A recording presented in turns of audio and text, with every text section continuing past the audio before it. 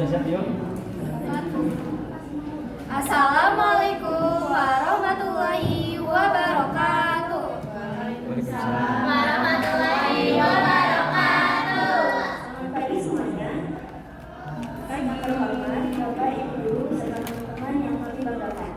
Bersyukur kehadirat Allah Subhanahu wa taala yang telah melimpahkan rahmatnya sehingga kita bisa berkumpul dalam acara pentas drama pada hari ini. Kami selama narasumber akan menemani kalian dari awal hingga akhir. Semoga pentas seni yang dipersiapkan dapat menghibur dan memberi kesan yang menyenangkan. Tanpa berlama-lama lagi, mari kita buka acara pentas hari ini berjudul Sang Bendera Tidak Akan Sebelum Sang Saka Berkibar.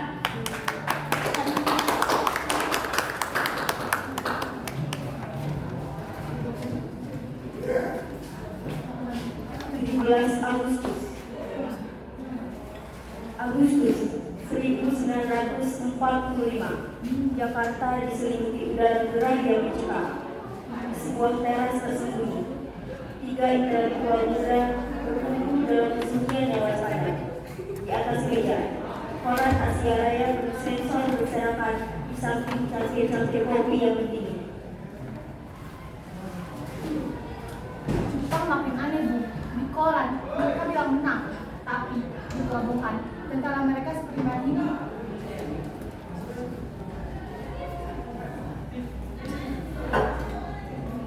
Sebenarnya, propaganda itu seperti pasien. Bila harus tahu. Dan konspirasi itu sudah terbuka bagi mereka. Tapi, kalau mereka tahu sampai akhir, kita yang bersisi. Itulah sebabnya kita tak boleh melihat hadiah dari Tuhan. Kita ini momentum yang bersih, bukan melihat teroris. Baik kita dengarkan informasi.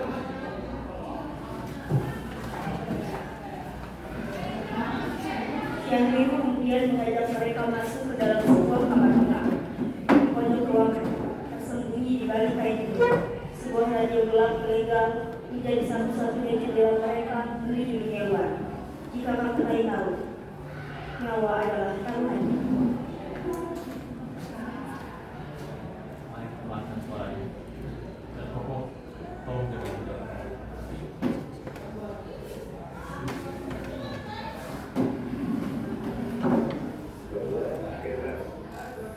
The Japanese government has accepted the terms of surrender imposed by the Allied nations, and hostilities will now cease.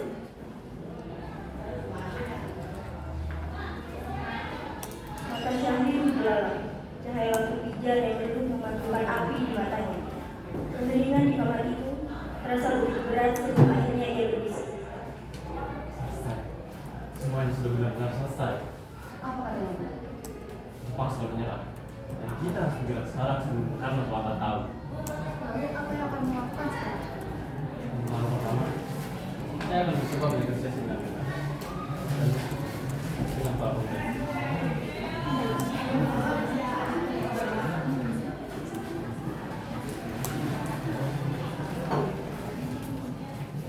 Dari situ juga sejarah Indonesia berjalur dari meja diskusi menuju api revolusi yang digerakkan oleh kata-kata yang baru saja menjadi samudera dalam frekuensi udara.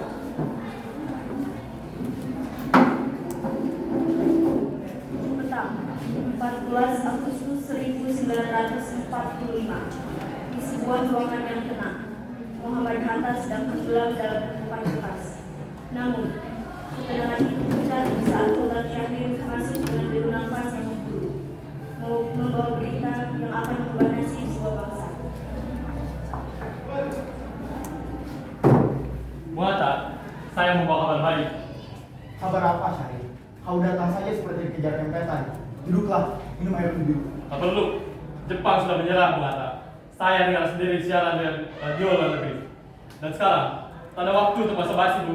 Radio, transmisi bisa salah. atau itu tak sekutu. Ingat Syahrir, Jenderal Terauchi baru saja menjadikan kemerdekaan untuk kita di darat. Itu adalah janji orang tenggelam. Dan jika kita bergerak lawan PPKI, dunia akan mencap kita sebagai boneka buatan Jepang. Dan sekutu akan menghabisi kita sebagai anak di Tokyo. Lalu apa? Teriak merdeka di depan mencontek Jepang.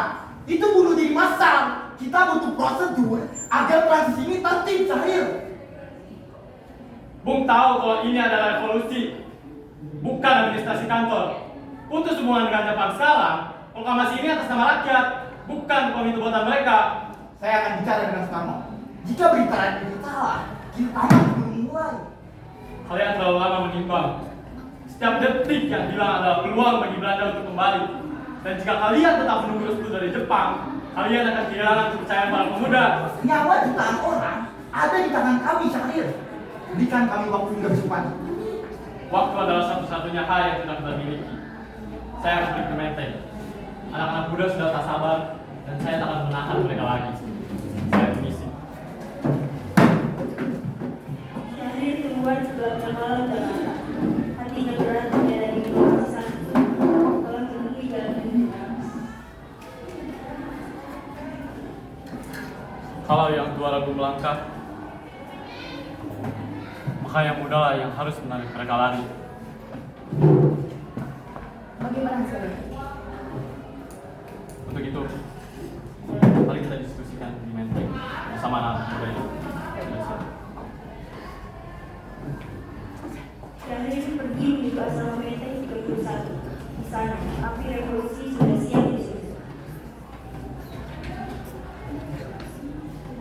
Lalu malam, 14 Agustus 1945, kontras dengan kesunyian di rumah hati. Asrama Menteng 31 begini. Udara pengap dipenuhi asap rokok dan ambisi. Ivana, Khairul Soleh, dan Darwis terjebak dalam diskusi panas di bawah cahaya lampu petromak yang menyala di terang di tengah-tengah mereka, sampai sosok Sultan Syahrir muncul di antara itu.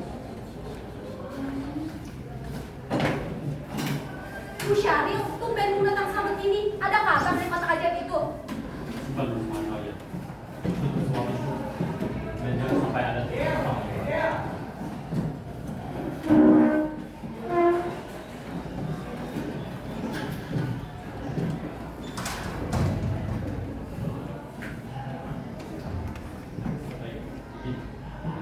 Jepang sudah menyerah. Kaisar sudah menyiapkan naskah menyerah tanpa syarat. Beritanya sudah menyebar di radio luar negeri. Dan de facto ada kekosongan kekuasaan sekarang. Sudah saya duga. Ini waktunya, Bu. Kita ambil alih stasiun radio, umumkan kemerdekaan malam ini juga. Sabarlah. Tak boleh melakukan aksi yang selalu gegabah. Karena jika kalian tidak berjalan sekarang, hanya akan membuat kepedan kepada kalian. Sementara kita ini butuh legitimasi, tidak butuh semangat kata. Tapi mereka masih mau berjanji terlalu, Ibu. Mereka terjebak PPKI buatan Jepang. Dan kami tidak mau merdeka sebagai hadiah. Itu adalah poin. Saya baru bicara dengan kata, dan nampaknya dia masih ragu. Tugas kalian adalah desak mereka. Yakinkan bahwa ini bukan lagi waktu untuk berunding, tapi waktu untuk memproklamirkan diri. Bagaimana jika Bung Karno tetap menolak dengan alasan prosedur PPKI itu? Maka kalian harus melakukan sesuatu yang membuat dia tidak ada pilihan lain selain itu. Tapi saya hanya berpesan satu hal, jangan sakiti dia, karena tanpanya rakyat akan bingung.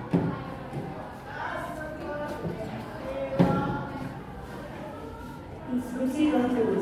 Ruangan itu sudah pecah dalam sifat. Jangkar dikenakan. Senjata gelap disiapkan di bayi-bayi. Syahrir berdiri di awal pintu. Menatap penuh anak-anak muda yang penuh api itu. Sejarah malam ini sedang menulis bab yang berbahaya, Juk. Kalau kita gagal, kita digantung.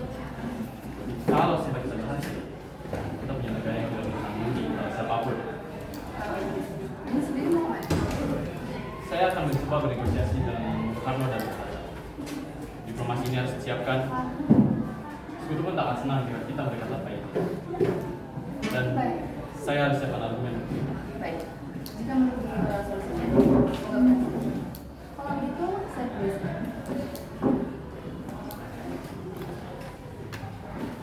Para pemuda pun menjulang kembali ke dalam malam Jakarta. Cantik tetap diam, menyadari bahwa di mulai detik ini tidak ada lagi jalan satu balik. 15 Agustus 1945, pukul 4 sore, sinar matahari menerobos masuk ke ruang tamu Rumah Soekarno, menyinari bulan asap rokok yang jatuh di udara.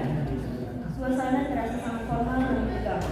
Syahrir duduk berhadapan dengan dua tokoh besar, mencoba meyakinkan mereka bahwa sejarah tidak bisa menjadi prosedur. Ada hal yang saya diskusikan. Apa itu Sahrir?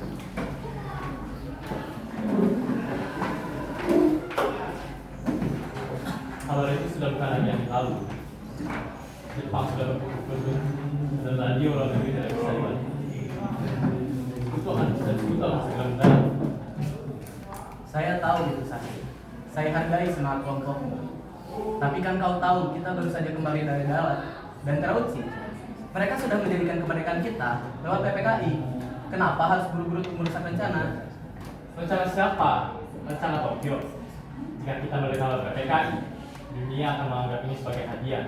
Dan tentu, kalian sebagai pemimpin bangsa tidak ingin itu terjadi. Lalu, Republik ini pun akan dicap ilegal dan kita dituduh sebagai kolaborator fasis. Kita ini harus realistis, Sahrir. Kau tahu, tentara Jepang di sini masih memegang senjata lengkap. Tanpa koordinasi, Jakarta akan jadi lautan darah. Apa kau mau bertanggung jawab jika pemuda kita dibantai? Darah adalah harga revolusi, Bung Hatta. Saya hanya meminta kalian untuk memutus tagetan Jepang sekarang. Umumkan yang dikehendak rakyat, bukan pemberian dari kaisar. Saya ketua PPKI Sahrir. Saya harus memastikan kalau seluruh daerah itu terwakili. Jika saya bergerak sendiri, apa kata anggota yang lainnya? Justru itu, mereka akan ikut jika Bung memimpin. Masalahnya, Bung masih ragu menunggu konfirmasi dari Jun Sekan. Sudah, jangan berdebat. Kami tetap mengadakan rapat PPKI besok. Kita bicarakan strategisnya secara legal di sana. Legalitas di tengah perang adalah ilusi. Baiklah, jika kalian tetap memilih jalan aman, jangan salahkan saya jika kalian memilih jalan mereka sendiri. Sahrir, tenanglah. Sampaikan kepada teman-temanmu untuk lebih bersabar lagi. Jangan sampai kita terpeleset di langkah terakhir hanya karena nafsu. Terkadang, nafsu itulah yang tetap membuat kita hidup. Saya permisi. Tidak, Sahrir.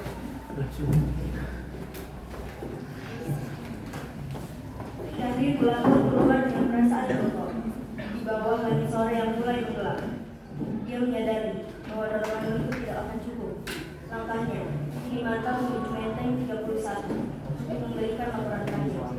Golongan tua tetap pada pendiriannya. Pukul 7:30 malam, 15 Agustus 1945, markas Menteng 31 seolah menjadi tumpu api yang siap meledak. Rifana, Khairul Soleh, dan Darwis menunggu dengan nafas tertahan. Saat itu terbuka, sosok Sahrir muncul dengan gurat frustasi yang tidak bisa disembunyikan. Ya, mereka masih menunggu. Ada 43 legalitas dan Soekarno, dia masih terbuai di manis Krautsy di darat. Jadi, mereka menolak di saat berita kalah Jepang sudah menjadi rahasia umum di seluruh kota. Mereka menganggap radio itu hanya kabar yang lalu. Mereka takut pada bayangan moncong selapan Jepang di jalan. Padahal, Jepang sekarang hanya macam ompong yang tinggal menunggu eksekusi dari sekutu. Kita tidak bisa membiarkan sejarah terus oleh. Jika kita tidak mendesak sampai sekarang, kita akan terbangun dengan penjajah Belanda lagi, Bung. Benar, diplomasi meja sudah buntu. Sekarang giliran kalianlah. Datangi mereka, jangan bicara sebagai murid kepada guru, tapi sebagai rakyat yang menuntut haknya.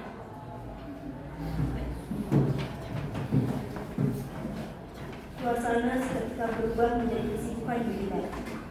Tanpa banyak bicara, para pemuda menyiapkan diri. Mereka tahu, malam ini bukan lagi soal kata-kata, melainkan soal keberanian untuk menjadi sejarah ke arah yang benar. Hati-hati, saya berpesan untuk kalian satu hal. Dorong mereka, tapi jangan sampai menghancurkan simbol kita. Baik, Bung. diktator dan akan tegak. Rombongan muda mengulang kalah kebangsaan dan kebangsaan. Sebuah konfrontasi paling berbeda dalam sejarah Indonesia yang bisa dilakukan.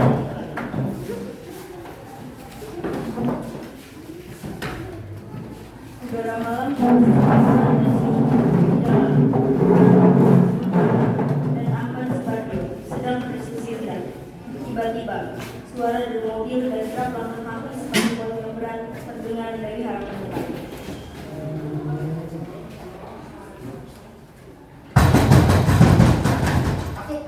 Sepertinya tamu-tamu kita yang tidak sabaran itu sudah datang lagi, Hatta. Maaf, kami datang tanpa diundang saat ini, Bu. Tapi keadaan mendesak kami untuk melupakan tiket. Kan tiket. Tadi sore Sahrir sudah datang membawa pesan yang sama. Sekarang kalian datang dengan rombongan yang lebih besar. Apa kalian pikir jumlah orang bisa mempengaruhi prinsip saya dan Hatta? Duduklah dulu, jangan. Kita bicarakan ini dengan kepala dingin. Emosi tidak membantu kita untuk menyusun strategi negara. Tidak ada lagi tempat untuk kepala dingin, Bung Hatta. Setiap detik yang telah kita buang untuk berpikir adalah pengkhianatan terhadap rakyat. Jepang, mereka sudah menyerah, dan kami menuntut agar Bung Karno mengumumkan proklamasi kemerdekaan malam ini juga di luar jalur PPKI. Di luar jalur PPKI. Kau tahu apa artinya itu? Itu artinya kita memicu perang terbuka dengan sisa-sisa tentara Jepang yang masih frustasi di sini. Saya tidak mau pemuda-pemuda kita mati sia-sia di ujung bayonet Jepang hanya karena satu pengumuman yang tergesa-gesa. Lebih baik mati terhormat sebagai bangsa merdeka daripada hidup nyaman di bawah ketiak kekuatan Jepang. PPKI itu najis di mata kami, dan itu adalah bukti bahwa kita masih dianggap anak kecil yang harus disuapi oleh Tokyo. Kalian semua terlalu meremehkan prosedur. Tanpa PPKI, kita tidak punya wakil dari daerah-daerah lain, dan kita akan dianggap hanya mewakili segelintir orang-orang di Jakarta. Apa kalian semua mau Republik ini naik, Republik ini pecah sebelum sempat berdiri? Rakyat dari Sumatera sampai Maluku, mereka tidak peduli terhadap prosedur. Mereka hanya ingin mendengar suara Bung Karno meneriakan kemerdekaan. Jika Bung tetap keras kepala mengikuti cara Jepang, maka jangan salahkan kami jika keadaan berubah menjadi tidak terkendali.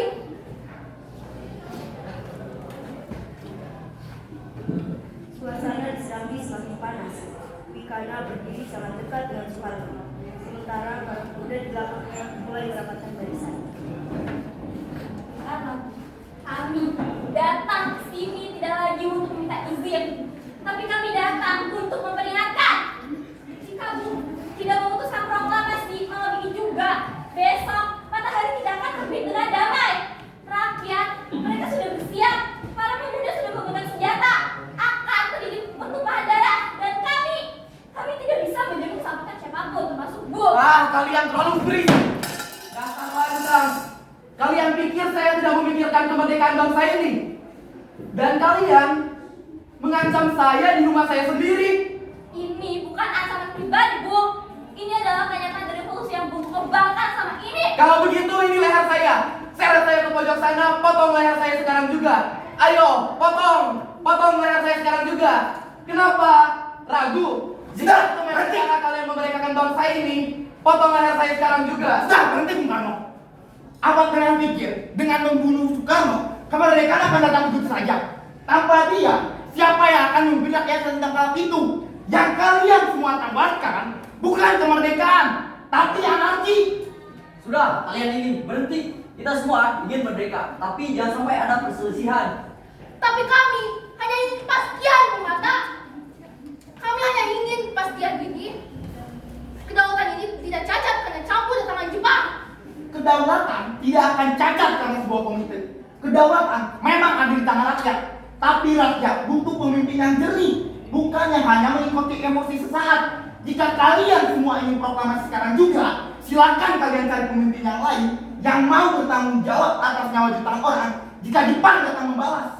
Kalian dengarkan saya baik-baik.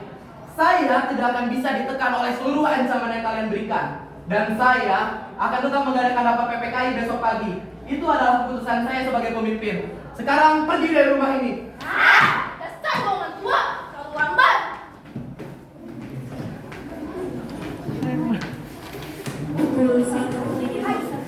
Agustus 1940. Negara negosiasi di dalam Undang-Undang 156 menyisakan abadi bagi para pemuda di bawah bayang-bayang hukum besar yang lalu. Sebuah rencana radikal mulai disusun, bukan lagi soal hukum, tapi soal bangsa sejarah untuk bergerak. Cuk, sia-sia. Mereka adalah bekas kepala terlalu tua untuk melihat kesempatan ini hanya sekali dalam 1000 tahun. Soekarno, dia tidak akan berubah sama dia masih hidup bau asap rokok pejabat Jepang. Dia merasa aman di sini. Dia merasa memiliki waktu yang abadi. Bagaimana kalau besok sebelum fajar kita seret mereka keluar dari zona nyaman? Maksudmu, kau ingin kita membawanya pergi? Ya, betul saya. Besok sebelum fajar kita seret mereka ke Rengas Dengklok. Di sana tidak ada jenderal Jepang, hanya ada tentara peta yang siap mati.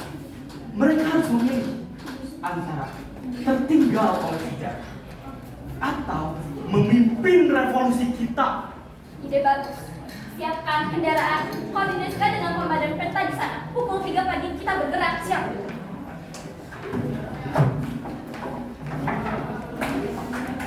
16 Agustus, keputusan telah diambil. Para pemuda berencana bergerakan malam, menyiapkan kendaraan dan senjata. Sebuah proses yang dikenal sebagai peristiwa Rengas Dengklok sedang dipersiapkan untuk menjemput paksa sang raja kemerdekaan. 16 Agustus 1945, pukul 1:30 dini hari, di balik dinding laboratorium bakteriologi yang lemah, sebuah konspirasi militer sedang dimatangkan. Di bawah sebuah kemeja, Petarut kalian terletak. Sukarni, Sukurto, dan perwira peta sudah tersingkir, sedang mempertaruhkan nyawa mereka di atas meja kayu yang lemah. Besok, sekarang, jika jangan ada tentara peta yang satu saja yang bocor, habis kita. Pasukan saya sudah siap, Ibu. Kami setia pada kemerdekaan, bukan kekaisaran. 2 mobil sudah siap, satu untuk Soekarno, satu untuk Hatta. Masalahnya, bagaimana mengajak Soekarno tanpa keributan? Kalau dia melawan untuk berteriak, maka Jepang dan Pegasan akan mencium kita. Pakai saja seragam petamu atau hasut mereka dengan kita adalah cara untuk menculik mereka. Syahrir, sudah tahu rencana ini? Syahrir telah menyelesaikan tugasnya dengan baik. Sekarang urusannya darah muda. Kunto, jam berapa sekarang? Pukul 2. Oke, kita bersiap. Sini, jemput Soekarno. Baik. Kunto, ikut saya jemput Hatta. Ingat, jangan ada kekerasan kecuali kita memerlukannya.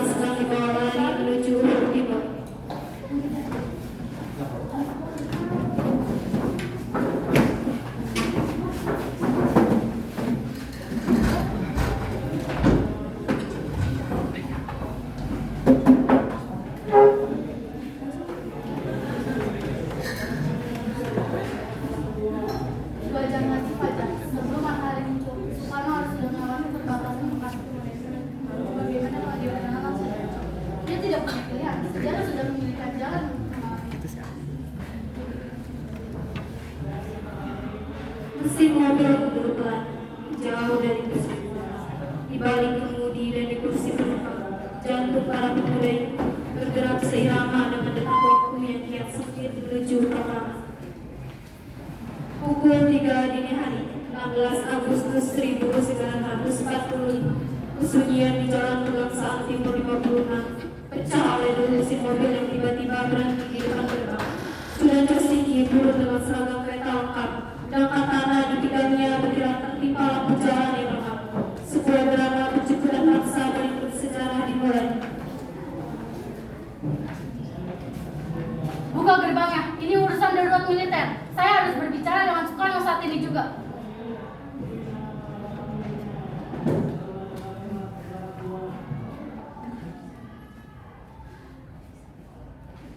Jaga gerbang, menahan mereka semua agar tidak mengganggu ketenangan. Para penjaga itu membuat amarah para golongan pemuda makin membara. Pergi kalian semua dari sini. Kalian hanya mengganggu suasana di sini. Lihat, sekarang masih subuh. Kalian bisa kembali lagi besok hari. Cepat buka atau kami akan melakukannya dengan cara kekerasan. Silahkan kalian pergi dari sini sekarang juga. Tidak lama, para golongan pemuda melakukan pemberontakan serangan supaya terjadi antara penjaga gerbang dengan para golongan pemuda.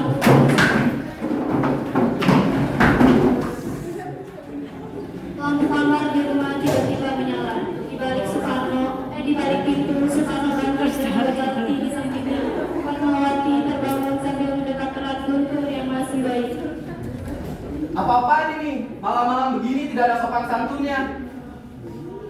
Mohon maaf Bu, kami harus membawa Bu keluar Jakarta saat ini juga. Keluar Jakarta? Saya baru saja tidur 1 jam. Siapa yang beri kalian perintah? Keadaan genting, PPK akan menculik tokoh-tokoh PPK yang sungguh ini. Keamanan Bu dan keluarga terancam. PPK akan membawa Bu ke tempat yang aman. Mas, ada apa ini? Mau dibawa kemana kita? Sebentar Pak. Jangan bohongi saya sih Bibi. Kalian ingin menculik saya karena saya menolak proklamasi tadi malam, bukan? Tujuan kami hanya satu, Bu. Kemerdekaan. Jakarta sudah tidak kondusif. Para remaja-remaja sudah tidak bisa dikendalikan. Ikutlah demi keselamatan bangsa ini, Bu. Saya tidak akan pergi tanpa istri dan anak saya. Jika yang membawa saya, bawa mereka juga. Silakan bersiap, Bu. Kita hanya punya 10 menit sebelum tentara Jepang lewat.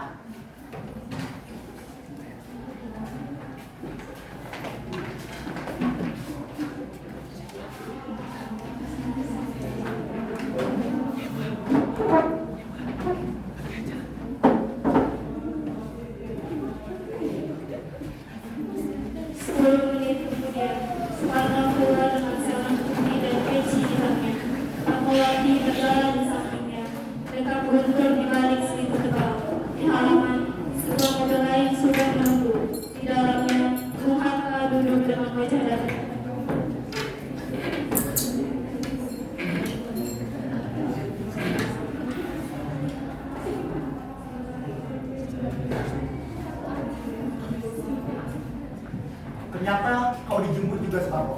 Sepertinya prosedur kita akan tertunda karena semangat para pemuda ini. Lihat saja mereka akan membawa kemana kita, Kakak. Matikan lampu sampai kita keluar gerbang. Roda mobil berputar, meninggalkan kediaman kegangsaan dalam kegelapan. Tanpa cahaya lampu, rombongan itu melesat membelah malam, membawa 2 nyawa paling berharga bagi bangsa menuju sebuah desa kecil bernama Rengas Dengklok. Kau tahu sih, jika Jepang mengetahui bahwa ini pemberontakan, mereka tidak akan segan menembak jatuh mobil ini. Kau sedang bertaruh dengan nyawa kami semua. Kami sudah bertaruh nyawa sejak masuk peta. Bedanya, kali ini kami bertaruh dengan sesuatu yang lebih besar dari sekedar perintah atasan Jepang, Bu. Mas, apa benar kita akan dibawa ke tempat aman? Aku merasa seperti tawanan, bukan Pak. Terkadang sejarah sering lahir di tempat lain. Tiba-tiba laju mobil melambat. Cahaya lampu sorot menyambut kami. Di depan, barikat tentara Jepang dengan semangat lurus menghalangi jalan. Tegangan mencapai titik-titik. Bagaimana? Gimana ada tentara Jepang? Jangan berhenti mendadak, tetap tenang, biar saya bicara. Mobil berhenti. Seorang perwira Jepang mendekat, mengatur kaca jendela dengan kasar, menggunakan ujung senapannya. Singgi menundukkan kaca, memberikan hormat militer yang lama. Kemana kalian malam-malam bawa mobil militer? Tugas rahasia dari markas besar Jakarta. Saya diperintahkan langsung untuk membawa tahanan politik ke pedalaman demi keamanan. Ini perintah langsung. Perwira lainnya melewati senjata, mengarahkannya ke kursi belakang. Cahaya menyinari wajah Soekarno yang duduk tegak, menatap lurus tanpa gentar. Sang perwira tampak ragu. Benar, karena itu jangan halangi saya. Jika terjadi sesuatu, Anda yang bertanggung jawab kepada Panglima. Hening mencekam selama beberapa detik. Akhirnya, perwira itu mundur dan memberi hormat. Baik, silakan lewat. Mobil melaju kembali. Setelah pos penjagaan jauh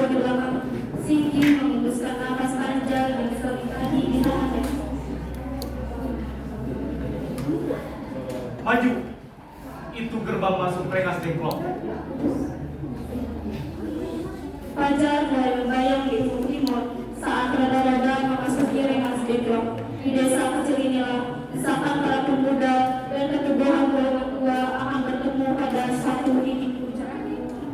16 Agustus 1945, pukul 6 pagi, udara di Mas Depok terasa dingin dan berkabut. Di sebuah rumah kayu milik bernama Jauh sejarah Indonesia sedang di ujung tanduk. Puluhan anggota PK bersenjata lengkap masuk rumah itu, memastikan sang fajar tidak akan terbit tanpa sebuah keputusan besar.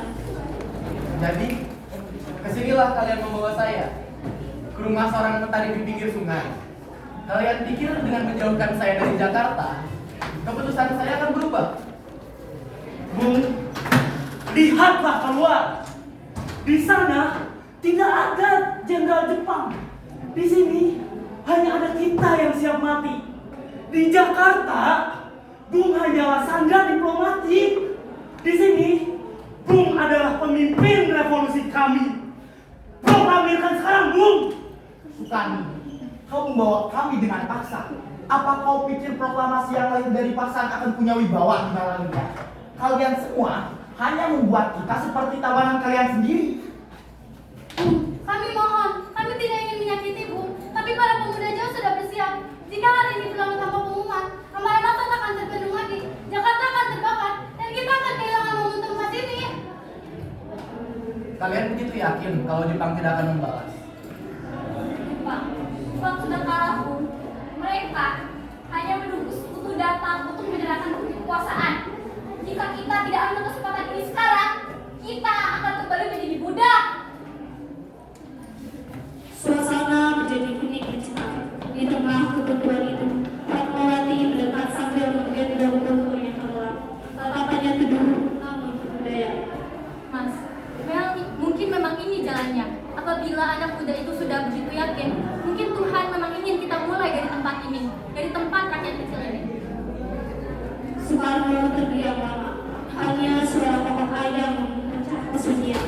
Akhirnya, ia berbalik dengan membawa yang kembali pulih sepenuhnya. Baiklah, jika kalian siap memikul resikonya, jika kalian lebih memilih peluru dibanding diplomasi meja makan, maka saya akan lakukan. Hatta, ayo kita tulis teks proklamasi. Tapi sebelum itu, bawa kami kembali ke Jakarta karena pengumuman harus dilakukan di jantung negeri, bukan di tempat persembunyian. Siap, Bung. Kami bawa ke Jakarta jika naskahnya telah siap.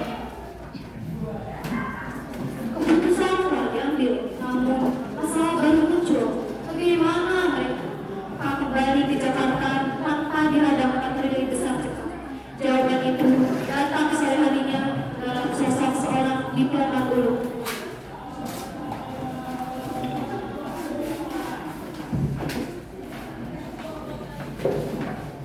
Sore hari 16 Agustus 1945, ketegangan belum berakhir. Meski Soekarno-Hatta telah setuju, para pemuda enggan melepas mereka kembali ke Jakarta tanpa jaminan keamanan. Di tengah kebutuhan itu, sebuah mobil tua berdebu menggelar barikat mereka. Ahmad Subarjo tiba membawa pertaruhan terakhir. Berhenti Pak Subarjo, kami menghormatimu Pak, tapi kami tidak akan membiarkan Bung Karno kembali ke Jakarta untuk menemui janda Jepang itu.